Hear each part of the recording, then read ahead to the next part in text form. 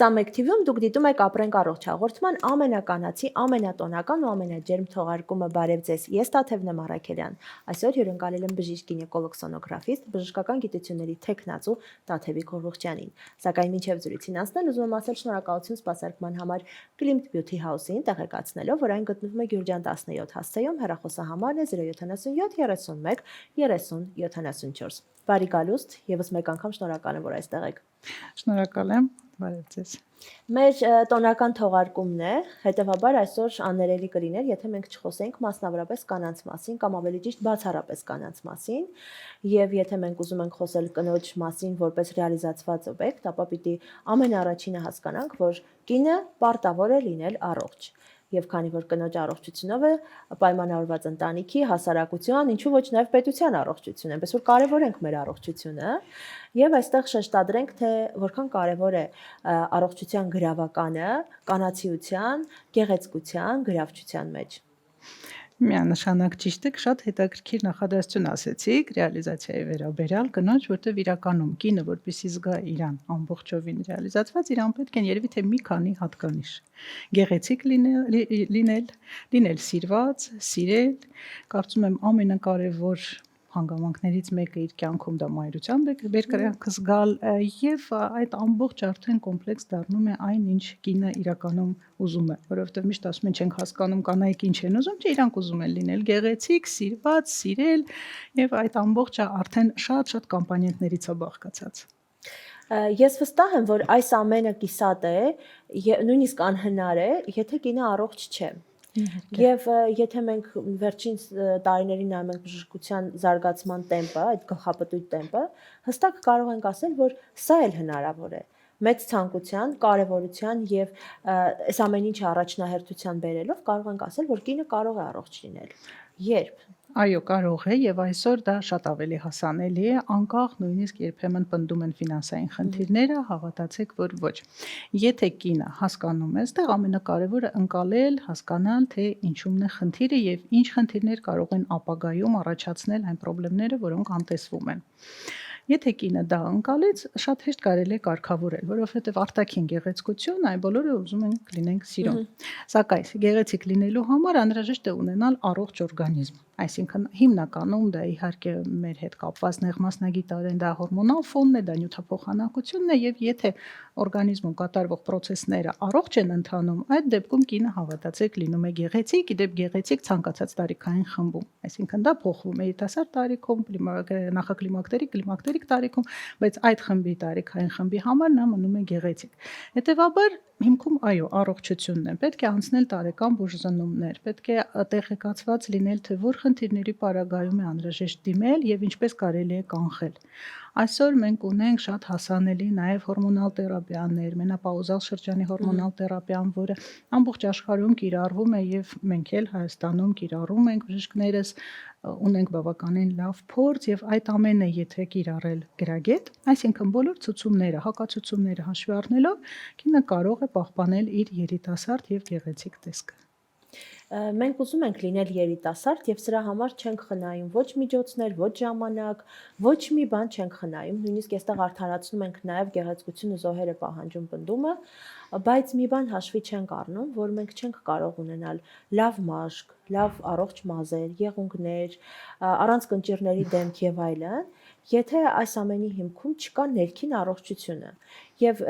սրա հետ այսպես որպես հավելում ուզում եմ խոսենք հատկապես ձեր ոլորտում, հա,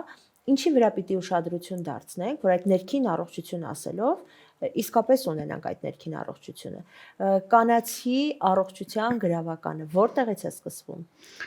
Կանաչ օրգանիզմը ունի մի հետաքրքիր հատկություն, նա կարող է խոսել կնոջ հետ, խոսել բժշկի հետ։ Ինչպես երբեմն գոռալ նույնիսկ։ Երբ գոռումը մենք մի փոքր կարող ենք ուշանալ։ Երբ որ նույնիսկ շշուկ է լսվում, որ կա խնդիր, իսկ դա շատ հեշտ է, օրինակ, վերցնենք հորմոնալ ֆոնը։ Առաջին հիմնական ցուցանիշներից, կարծես թե հայելին հորմոնալ ֆոնի դա դաշտանային ցիկլն է։ Եթե կինը նկատում է, որ դաշտանային ցիկլի հետ որևիցե փոփոխություն է տեղի ունեցել, դա կարող է լինել հաճախակի դաշտանային ցիկլ, այսինքն հաճախականությունն է փոխվում է արյան կորուստի օրերի առումով քանակը, փոխվում է արյան ծավալը, փոխվում է ընթացքը, այսինքն ացիկլիկարունային արտադրություն է կինը նկատում, այս բոլորը կարելի է դեռ երկար թվարկել, որովհետև դաշտանային ցիկլի խախտումների տարբերակները շատ են, բայց սա արդեն իսկ ազդանշան է, որպեսզի կինը դիմի մասնագետի։ Դա նշանակում է, որ որևիցե փոփոխություն կա, թե որ փոփոխությունն է, դա առանց հետազոտության, առանց սոնոգրաֆիայի, առանց լաբորատոր հետազոտության իհարկե ասել չենք կարող։ Նա պետք է հետևի իր տրամադրությանը, միգուցե եւ տան անդամներին լսի այդ առումով, եթե ստառնում է ջուրագրգիռ, եթե անքնություն, եթե նկատում է օրինակ ձեռքերի դող կամ զգում եմ, որ աշխատանքի վայրում ավելի շուտ է բարկանում, քան նախկինում, դա էլ է։ Դա կարծես թե փոքր է կապում են ստրեսի հետ, հոգնածության հետ, բայց ոչ։ Անհրաժեշտ է հետազոտվել։ Դա կարող է լինել թե վիտամինային կոմպլեքսների անբավարարություն, միներալային կոմպլեքսների անբավարարություն, կարող է լինել իհարկե մեզանում շատ տարածում գտած վանաձև գեղձի պաթոլոգիաներ։ Այսինքն այս փոքր նշանները արդեն իսկ այդ շշուկն է, որ պետք է ուղղակի ուշադիր լինել։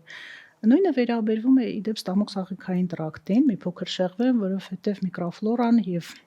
բավականին մեծ դեր է խաղում։ Ամբողջական համակարգ ենք դիտարկում, այդ իսկ պատճառով պետք է ուշադիր լինել նաև այլ օրգան համակարգի աշխատանքին եւ եթե զգացվում է որևիցե խնդիր դիմել, որովհետեւ նույն մաշկի հետ կապված ցանկացած փոփոխություն, դա կարող է լինել ակնե, մաշկի գույնի փոփոխություն, թե լոկալ, թե ամբողջական մարմնի վրա նկատվող, դա եւ հորմոնալ ֆոնի փոփոխությունն է եւ ստամոքսաղիքային տրակտի ֆունկցիայի փոփոխությունը։ Այսինքն մենք կարող ենք անընդհատ թվարկել, բայց եթե լինել ուշադիր,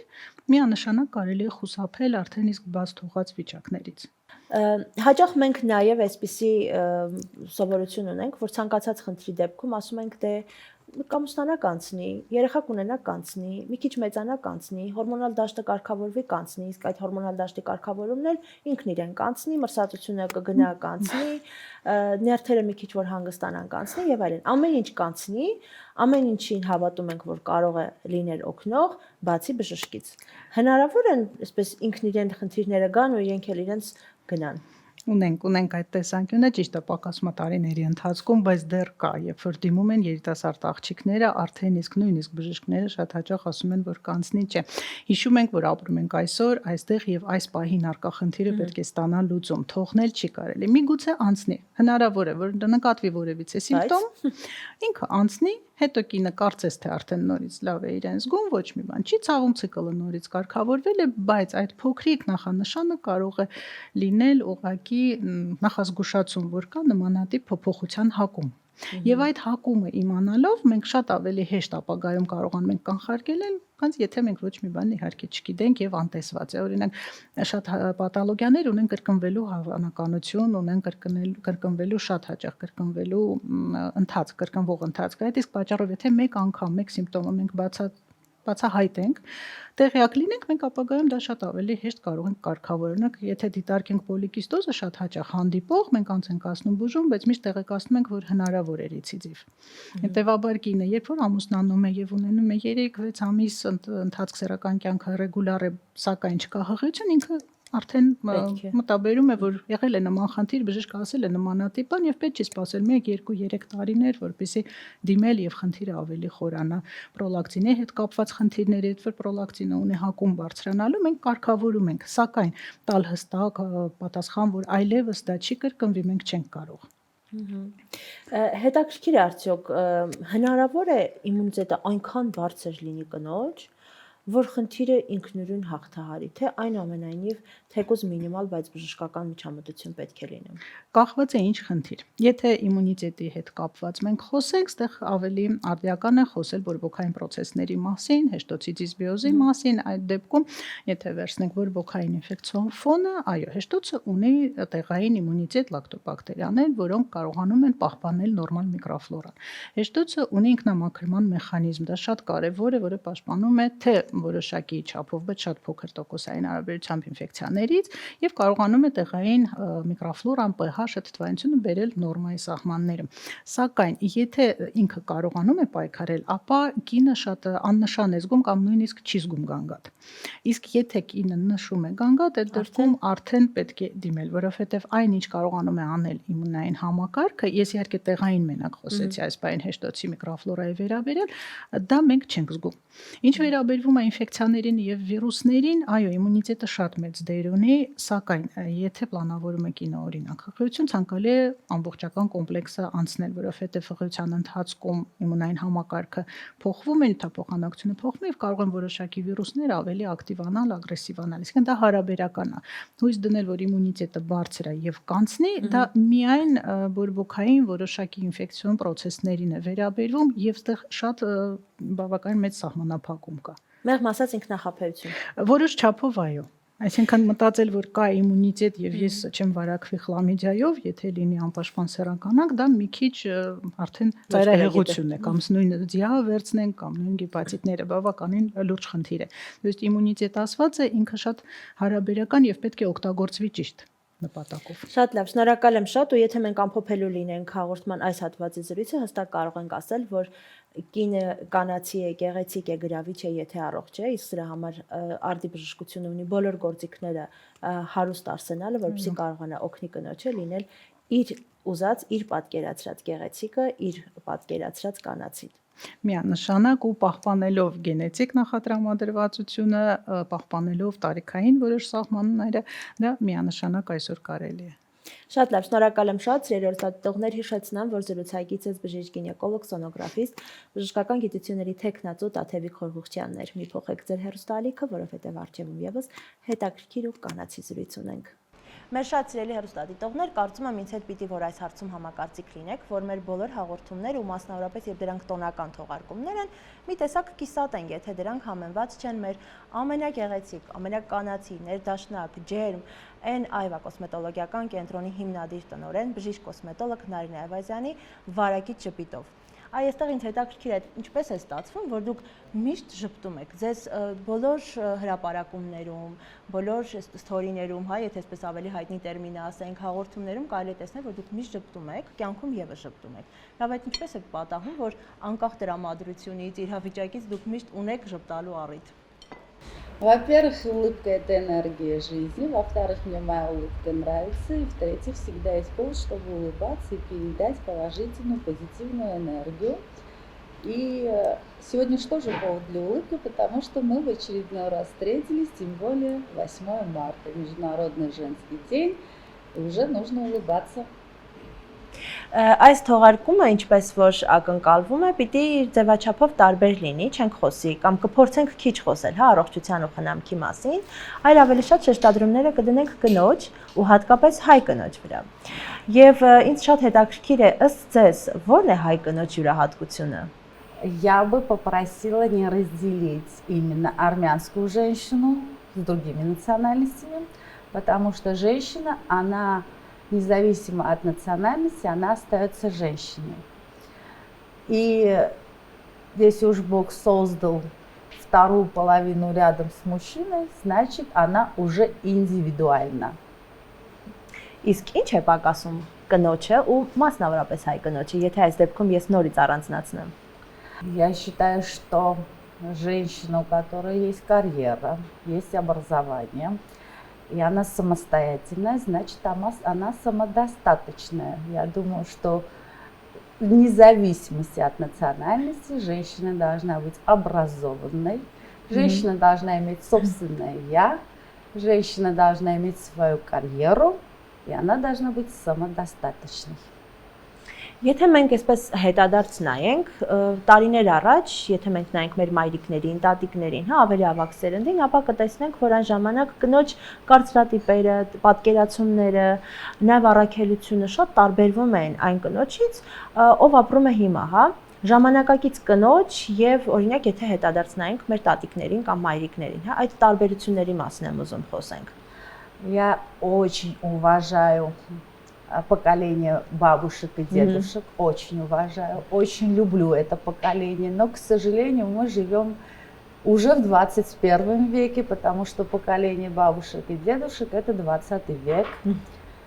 Я бы очень захотела, чтобы, конечно, перенос вот этого поколения, но это остается у нас в прошлом. Я о прошлом говорить не хочу, потому что это другое совершенно поколение. Я бы захотела, чтобы мы поговорили о нынешней нашей жизненной ситуации, истории, что связано с женщинами. Я еще раз повторюсь, что в 21 веке, в нынешнее время, женщины достаточно научились себя любить, что это очень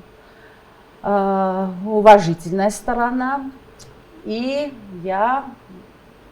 к этому очень положительно отношусь, что наконец-то женщины начали себя ценить. Поэтому сравнение не хочу делать категорически. Իհարկե դուք այսպես բացառեցիք, որ երկու սերունդների մեջ համեմատություններ տանեք, բայց ես մի փոքրիկ համեմատություն եթե տանելու լինեմ, ապա կարող եմ հստակ ասել, որ եթե 20 տարի առաջ նույն 40 տարեկան կինը եւ այսօր 40 տարեկան կինը, ի ուրախությամբ կարող ենք փաստել, որ հիմա ավելի երիտասարդ են, հիմա ավելի խնամված են, հիմա ավելի ուրախ են եւ եթե այն ժամանակ 40 տարեկան կնոջը կարող ենք հստակ ասել տիկին, հիմա փորձում ենք խուսափել, որովհետև այնքան երիտասարդ են հիմա կանայք, որ նույնիսկ չես կարողանում հստակ տեսնել մայրիկ դուստր են, թե քույրիկներ են, որը շատ հաճելի է լինում։ Եվ այս համատեքստում ուզում եմ նաև հասկանալ, թե այդ ինչպես եք դուք կարողանում միշտ երիտասարդ մնալ։ Մենք այնպես չի, որ նոր ենք ծանոթացել եւ այս տարիների ընթացքում ես որքան նայում եմ մեր նախորդ հաղորդումները, զրույցները, հանդիպումները, իդեպ նաեւ հեռուստադիտողներն էլ կարող են նայել հին նկարները եւ հիմա որևէ փոփոխություն ես չեմ տեսնում։ Ընդհակառակը դուք կարծես թե տարիներին հակառակ այսպես սկզբունքով եք շարժվում ամեն անգամ, ամեն հանդիպման ավելի շքեղ, ավելի գեղեցիկ, ավելի երիտասարդ։ Ինչպես է ստացվում, որ Նարինեն հաղթում է ժամանակը եւ հնարավորինս նաեւ հաղթում է տարիների թողածը։ Այստեղ ես կպատասխանեմ հայերեն, փորձեմ պատասխանեմ հայերեն, ես չեմ փորձում հաղթահարել ժամանակը, ես չեմ փորձում ժամանակը։ Բայց միշտ պարտվում է ժամանակը։ Միշտ իմ դեպքում, այո, միշտ պարտվում է ժամանակը, որովհետեւ ժամանակը գնում է առաջ եւ ես միշտ մնում եմ երիտասարդ ու շնորհակալ եմ շատ Աստծուց իմ տված բնական գեղեցկության համար, որը ես դա պահպանում եմ եւ չեմ դիմում այլ միջոցներին ու հենց երևի այդ է գաղտնիքը, որ ես կանխում եմ այդ ժամանակը, չվազելով ժամանակի հետևից եւ մնալ բնական, այսպիսի ոնց is տենում եք, դրա համար ես չեմ ծերանում։ Նաև շեշտեմ, որ ինձ շատ հաճելի է, որ դուք եք մնացել բնական եւ հաճելի ինձ համար։ Ինձ շատ հաճելի իմ աչքերով ձեզ բնական աղջինակ տեսնելը։ Շնորհակալ եմ շատ, բայց այս տարիների ընթացքում մի բան փոխվել է։ Ձեր աչքերում շատ ավելի շատ երջանկություն կա, շատ ավելի ջերմություն կա, սեր կա, ինչը ավելի է գեղեցկացնում կնոջը։ Եկեք այս հարցում ինձ հետ համակարծիք եղեք, որ ցանկացած կին ավելի գեղեցիկ է, երբ նրա աչքերում իսկապես սեր է հա ծորում։ Այստեղ էլ ուզում եմ կարևորենք ընդհանրապես տղամարդու կերպարը, լինելը կնոջ կյանքում ու այս անգամ մի փոքրիկ խոսքել հայ տղամարդուն, հա, ինչպես անեն, ինչ անեն, որ իրենց կողքի կանանց փորձեն պահել երիտասարդ, գեղեցիկ, խնամված, փայլուն։ Очень интересный вопрос, но я так на него отвечу, как я думаю, как я живу. Во-первых, да, мои глаза всегда блестят и независимо ни от чего. И я считаю, вообще так должно быть, что женщину не должна красить мужчина. Женщина должна сама себя украшать свою жизнь и себя любить. Не любить себя рядом с мужчиной, а любить себя самой. Вот какая она есть. Поэтому здесь не факт того, что рядом со мной есть мой любимый мужчина, которого я очень люблю. А просто бывают жизненные периоды, когда мои глаза просто так блестят, наверное, потому что весна наступила. Мы каждый раз по праздникам встречаемся, наверное, поэтому всегда в последнее время у меня глаза блестят, но это еще раз повторяю, это вообще не связано с тем, что я вышла замуж и рядом есть со мной мужчина. И по обстоятельствам получилось, что 14 февраля, когда я после работы вышла погулять и в очередной раз захотела поужинать перед тем, чем пойти домой, я заметила, что почему-то по праздникам наши женщины себя чувствуют счастливыми рядом с мужчинами. И я просто была в шоке, что ни в одном заведении не было свободных мест. Кстати, благодарю ресторан «Амасур», потому что всегда он предоставляет мне место, даже когда нету. Почему наши мужчины только по праздникам дарят счастье своих любимых женщин? Почему только по праздникам наши мужчины приглашают своих любимых женщин или жен, девушек куда-то поужинать? Почему они только по праздникам празднуют эти праздники? Я бы захотела, чтобы все мужчины, которые сейчас меня, конечно, слышат, и женщины, чтобы 365 дней в году они не забывали радовать своих женщин. 365 дней в году, хотя бы 250 дней дарили им цветы, а и 150 дней приглашали их в ресторан и прекрасно провести время. И вообще, я бы захотела, чтобы, наверное, все-таки женщины тоже с них требовали. И не забывали, что они женщины, они создали семью, чтобы быть любимыми. Вот, дорогие мужчины, это на ус себе замотайте, а женщины пускай себе восклицательным знаком пометят, что должны мужчины всю жизнь ухаживать за своими женами. Մենք հիմա հույս ունենք, որ ոչ մի տղամարդ չփոխեց հեռուստաալիքը, որպեսզի կանայք հաջորդիվ հարցերի ու պատասխաններին եւս հետևեն։ Зато женщины на ус себе восклицательным знаком замотают, что должны оттребовать от своих мужчин, чтобы всегда они были рядом и не только тогда, когда это праздник. Շատ լավ, հիմա եթե նորից վերադառնանք ձեզ ու նաև ձեր ամուսնու հարաբերություններին, ձեր տեսակը հաշվի առնելով, ինձ օրինակ հետաքրքիր է, արդյոք ձեր ամուսնու կյանքում դուք կարողանում եք ամբողջությամբ ռեալիզացվել եւ իսկապես ձեզ տեսնել, զգալ այնպիսին, ինչպիսին որ դուք կաք, առանց որևէ փակ օղակների, առանց զծվածության, լինել ուղակի Նարինե Այվազյան։ Այս հարցի պատասխանը, ոնց որ եւ բոլոր հարցերի ձեր տված այս պատասխանը անկեղծ է, այս հարցին մեծ սիրով անկեղծ կպատասխանեմ եւս, քանի որ իմ ամուսինը արվեստի մարդ է, երաժիշտ է, երաժշտությունը դա էներգիա եւ ազատություն, ես հասկանալով եւ հարգելով իր արվեստը, իր աշխատանքը եւ պրոֆեսիան, ես հարգելով իր պրոֆեսիան, չեմ թույլ տա ինձ երբեք սահմանափակեմ եւ պիրիբից անեմ իր էներգիան, որովհետեւ իր ազատությունը, իր էներգիան, իր պրոֆեսիան, երաժշտության հետ կապված դա մի կյանքն է, որը ես երբևիցե դաշտը չեմ անցնում, իրան չեմ խանգարում։ Այսինքն անձնական տիրույթը երբեք չի հատվում։ Երբեք չեմ խախտում ու կարծում եմ անկախ ամեն ինչից յուրաքանչյուր մարդ, դա կլինի մայր, հայր, կին, եղբայր, քույր, պետք է այդ անձնական դաշտը երբևիցե չխախտել եւ չսահմանափակել։ Այսինքն ես այստեղից ճիշտ եմ հասկանում, որ քանի որ դուք դիմացինին այս վերաբերմունքն ունեք, մասնավորապես ամուսնուն, հետեւաբար նաեւ ակնկալում եք, որ ինքը եւս պիտի չսահմանափակի ձեր ազատությունը եւ ես կասեի եւ կնոջ ազատությունը մի քիչ անկախ ամեն ինչից, որ նա կինը արդեն սահմանափակ է, բայց մեր мод այնքան настолько доверительные отношения, настолько мы уважаем друг друга, настолько любим и на все мы энергично, позитивно все смотрим, что вот на фоне вот этого доверия, естественно, он мне дает полную свободу, доверяя, зная меня, что я никогда в жизни не перейду эту границу. А самое главное, граница достоинства человека, достойное имя, которое дают родители, а потом, естественно, даже в жизни человека это уже պահումա, ասած հայերենա եւ պահպանումա։ Դա համար ինքը իմ գաղափարը իմանալով երբևիցե ինձ չի սահմանափակում։ Այսինքն այստեղ ես ես հետ պիտի որ իսկապես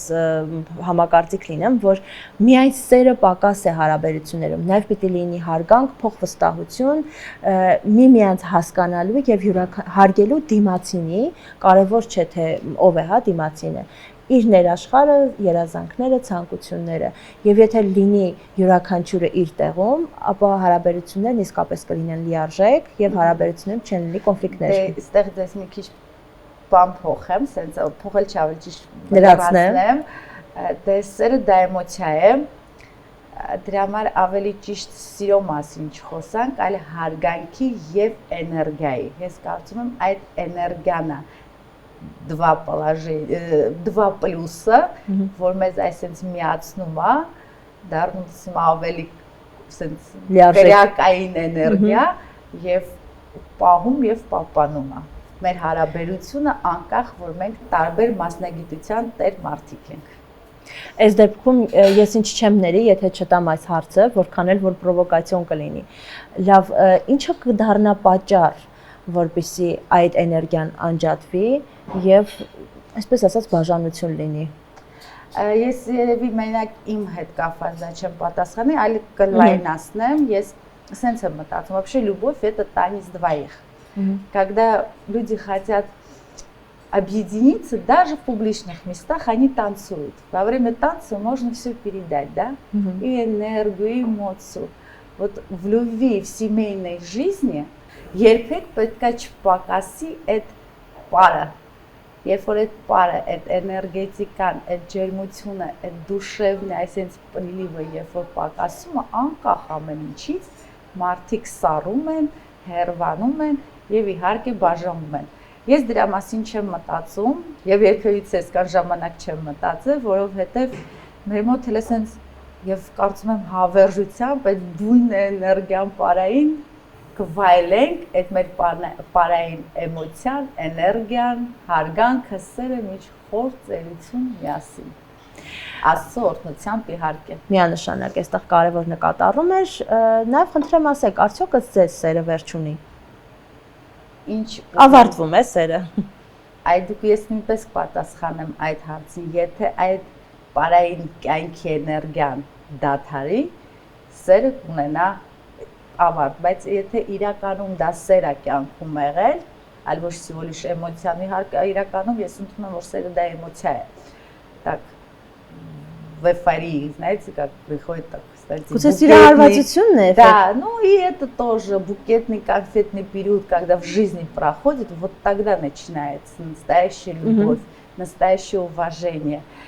И вообще ոնց որ մեր հայերն են սիրում ասել, ինչ ունի սկիզբ, նաև ունի ավարտ, բայց ես ավարտի մասին չեմ մտածում եւ չեմ ուզում խոսել, ես դրական մարդ եմ, միշտ ամեն ինչին շատ պարզ եւ վարգույներով եմ նայում ու ես գիտեմ, ես կյանքում ամեն ինչ շատ լավ է լինելու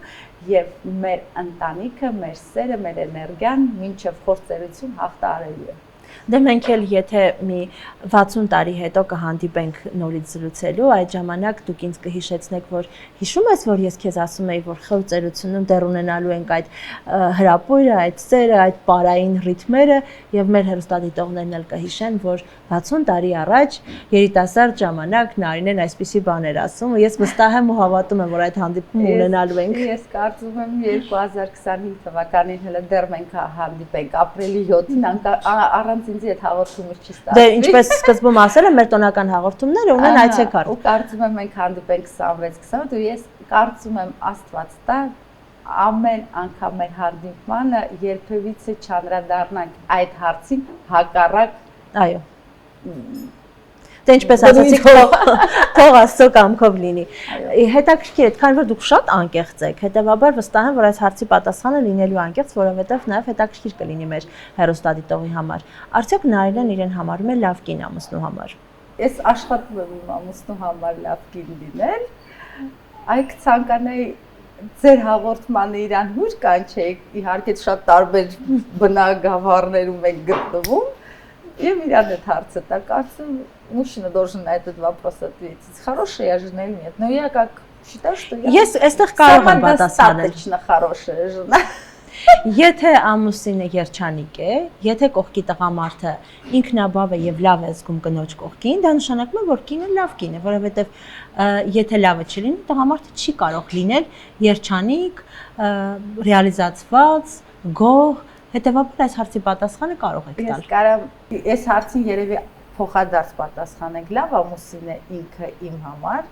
ավելի հստակ ես կպատասխանեմ, ու շատ հպարտ կպատասխանեմ, ես յուրաքանչյուր աղջնակին թե աղջկան կցանկանայի նման ամուսին իր կողքին։ Իրականում թե կլիներ իմ հարազատ քույրիկը, թողակի հեռուստադիտո, այո, ես իրականում յուրաքանչյուր կնոջը եթե լիներ նման достойный, уважительный, благородный, это հայերեն չգիտեմ այդ բառը ոսնի, благородный мужчина, любая бы женщина была бы счастлива. Ես даже կարայի ասեի, որ ինքը ինձանից լավն է։ Շատ անկեղծ էր։ Մի տեսակ շատ անկեղծ էր։ Ես առհասարակ գիտեմ բոլորը, որ այս տղամարդկանց տես չեմ բարձրացնում եւ գովելքի խոսքեր չեմ ասում, միշտ կանաց խորհուրդ եմ տալիս, ձեր տղամարդկանց մի երես տվեք, հակառակը պետք է տղամարդը կնոջ երես տա, բայց քանի որ ինքը այնքան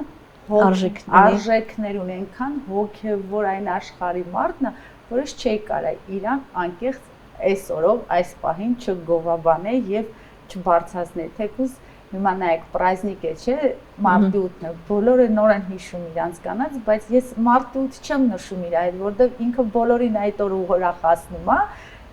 իսկ ես ուրախանում իմ ընկերների հետ կամ ընկերների, բայց մենք հաջորդ մնացած օրերը այնքան ենք ուրախանում, որ ես դաժե չեմ զգում, որ այդ օրը մարտի 8-ն էր եւ ինքը չկար,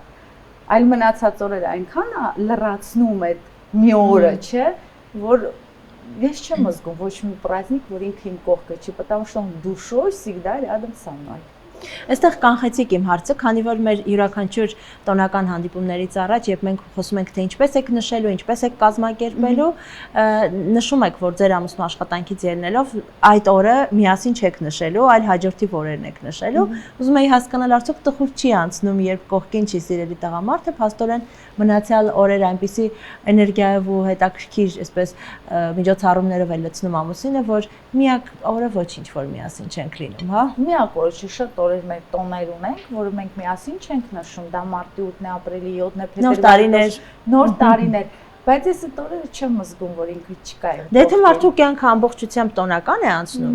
մի քանի առանձնացված օրեր էլ եթե կիսատոնական են անցնում, դժվար թե էական այսպես փոփոխություններ կամ տրամադրության անկումներ լինեն, հա։ Ուզում եմ զրույցը ամփոփելով ձեր շնորհավորանքի, մաղթանքի, գուցե որոշակի հորդորի խոսքերը բոլոր կանանց, ովքեր այս պահին դիտում են մեզ, եւ գուցե նաեւ տխուր են։ Я не хочу, чтобы ни одна женщина никогда в своей жизни не грустила. Пусть она посмотрит на себя в зеркало и скажет, что она самая лучшая, самая красивая, самая идеальная, самая любимая, самая настоящая, самая. Для женщин никогда не должно быть повода, чтобы грустила она. Женщина всегда должна улыбаться и в первую очередь, еще раз повторю, радоваться для себя. Независимо ни от каких ситуаций. Дорогие наши женщины, любите себя и будьте любимы. Շնորհակալություն զրույցի համար, սիրելի հեռուստադիտողներ, առաջարկում եմ չփոխել հեռուստալիքը, քանի որ առջևում եւս տոնական զրույցներ ունենք։ Իսկ մեծ սպասարկելու հյուրընկալության եւ հյուրասիրության համար ուզում եմ ասել շնորհակալություն Մասուր ռեստորանին, տեղեկացնելով, որ այն գտնվում է Փավստոց Բյուզան 3 կոտորակ 1 հասցեում։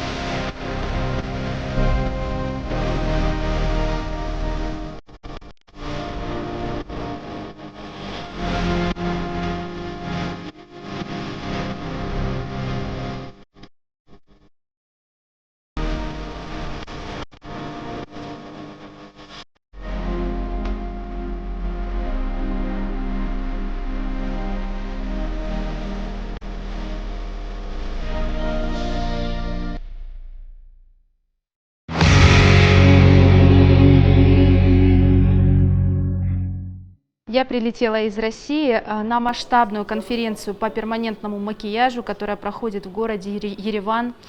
Сегодня здесь собралось более 100 человек, более 100 мастеров, которые готовы перенять опыт. Я прилетела с темой выступления перманентного макияжа на губах в плотном помадном прокрасе, который позволяет получать очень хорошие зажившие результаты после одной процедуры. И также я рада познакомить с продукцией компании Paint, которая производится у нас в России и используется мастерами по всему миру, потому что предсказуемая. И, конечно же, мне очень понравилась организация мероприятия, потому что, во-первых, когда мы пришли, шикарная скрипка, классическая музыка сразу погрузила нас в такую, знаете, обстановку умиротворения, спокойствия. И, конечно же, очень отзывчивый коллектив, очень отзывчивые люди в Армении. Мне понравилась солнечная Армения. Конечно же, я приеду сюда еще, потому что очень вкусная еда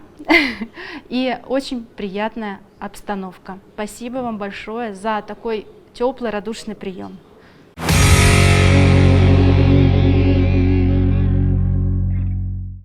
Հաղորդման այս հատվածում մենք եւս մեկ անգամ կկարևորենք մասնագիտական շարունակական կրթությունը հատկապես գեղեցկության ու խնամքի ոլորտներում։ Այս համատեքստում զրուցակիցներս Tattoo Generation ընկերության հիմնադիր տնօրեն Տիգրան Ավագյանն ու Նինա Թուրապյանն են։ Շնորհակալ եմ շատ մեծ հատկացված ժամանակի համար։ Մինչ մենք այս պահին փորձում ենք զրուցել, վերևում 100-ից ավելի մասնագետներ ստանում են նոր գիտելիքներ, փորձի փոխանակում եւ նոր տեխնիկաներին է ծանոթանում։ Ուզում եմ կոնֆերանսի մանրամասները, առանձնահատկությունները մի փոքր փակագծերը բացած ներկայացնեք։ Բարև ձեզ, Տաթև ջան, շնորհակալ եմ, որ լուսաբանում եք մեզ։ Այսօրվա մեր կոնֆերանսը փետրվարի 28-ին նվիրված էր Paint ընկերության հետ համատեղ Tattoo Generation ընկերությունը ստեղծել էր կոնֆերանս, որտեղ եւ ընկերության բրենդն ենք ներկայացնում տեսականին եւ մասնագետները ցուցադրում էին իրական մոդելների վրա, ինչպես կարելի է ճիշտ կատարել պրոցեդուրաները, կատարում էին հոնքերի փոշեդրում, շուրթերի ակվարելին տեխնիկա եւ նախկին տատուաժի հեռացում ռեմուվերի միջոցով։ Մենք եւս ունենալու ենք կոնֆերանսներ նմանատիպ այլ բրենդների հետ։ Մոտակա մեր կոնֆերանսը մարտի 29-ին է լինելու։ Մեր հետևորդներին կխնդրենք մեր էջին տեսնել ամեն ինֆորմացիա, այնտեղ տեղադրված է լինելու։ Կարող են գրել, սիրով կպատասխանենք եւ կիրազեկենք մեր հետագա չեմպիոնատի մասին։ Սակայն այսօր կուզենայի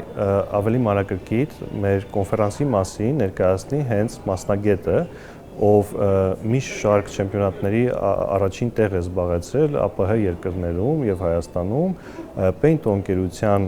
բրենդի ամբասադոր է հանդիսանում եւ այսօր նա կատարել էր պրոցեդուրա, որի մասին կուզեի նա մի փոքր ավելի շատ մանրամասնի։ Նինա Թուրապյանը, խնդրում եմ մի փոքր մանրամասնեք այսօրվա մասին եւ կարող եք ներկայացնել եւ ձեր անցած ճանապարհը եւս։ Այսօր ես կուզենայի մանրամասնել, թե ինչ պրոցեդուրա եմ կատարել։ Հիմնականում մեր կովկասյան տարածաշրջանում շատ ընդունված է աշխատել հիբրիդային ներկերով։ Ես այսօր կատարել եմ իմ աշխատանքը միներալ ներկերով, հանքային ներկերով։ Ինչ առավելություն ունեն այդ ներկերը։ Նրանք ժամանակի ընթացքում դուրս են գալի ուղղակի մաշկից 0։ Ուզում եմ ավելացնել, որ նման պիգմենտների առավելությունը կայանում է նրանում, որ ունեն շատ գեղեցիկ պալիտրա, որը համապատասխանում է մեր մազին։ Ուզում եմ առանձնացնել, որ այսօր ունեինք 100-ից ավելի մասնագետ եւ շատերը հիացած էին մնացել, թե ինչպես կարելի է աշխատել միներալ պիգմենտներով, որտեղ շատերը վախենում են այդ պիգմենտներից, որովհետեւ հիմնականում, եթե չես տիրապետում ճիշտ տեխնիկային, կարող է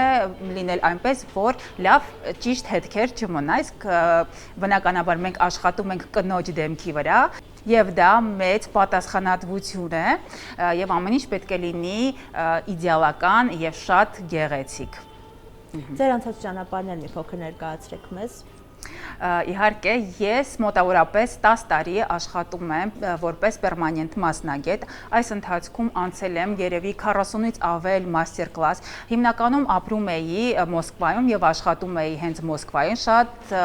մասնակցել եմ շատ կոնֆերանսների, շատ մաստեր-կլասերի։ Ուզում եմ առանձնացնել, որ մոտավորապես 2 տարի առաջ մասնակցեցի պերմանենտի հետ կապված չեմպիոնատի եւ վերցրեցի Grand Prix։ Իհարկե դա շատ հաճելի է։ Նաեւ ուզում եմ առանձնացնել, որ ես միակ հայ մասնակիցն էի, մնացածը արտասահմանցի եւ ռուսներ էին, եւ դա մեծ հպարտություն է, որ մենք հայերով այդպիսի տաղանդավոր եւ շատ գեղեցիկ գործեր ենք կատարում։ Վերադառնալով մեր կոնֆերանսին, ուզում եմ առանձնացնել Pento ընկերության արտադրանքը, կոնկրետ միներալ պիգմենտները, որոնք շատ որակյալ են, աշխատելով տարբեր ապրանքանիշների հետ, կարող եմ առանձնացնել, որ նրանք շատ հեշտ են իմպլանտավորվում մաշկի մեջ եւ տալիս են շատ գեղեցիկ թավշյա էֆեկտ։ Ուզում եմ անպայման նշել, որ նման կոնֆերանսները տալիս են մասնագետին ոչ միայն նոր ինֆորմացիա, այլ նաև փորձի փոխանակում։ Դա շատ մեծ առավելություն է եւ ես շատ հուսով եմ, Տիգրան, որ նման կոնֆերանսները լինելու են շարունակական։ Վստահ եմ, որ այսօրվա կոնֆերանսը կարելի է համարել կայացած եւ հետեւեք մեր էջին հաջորդ կոնֆերանսների համար։ Ինչպես զրուցակիցներս ներկայացրեցին, շարունակական կրթության նոր ոլորտներ, նոր հորիզոններ բացահայտելու համար ընկերությունը չի խնայելու որևէ միջոց եւ առաջիկայում նոր եւ հետաքրքիր կոնֆերանսներ են սպասում, իսկ դրանց մանրամասներին ծանոթանալու համար հետևեք եւ մեր թողարկումներին ու նաեւ ընկերության Facebook-յան ու Instagram-յան էջերին։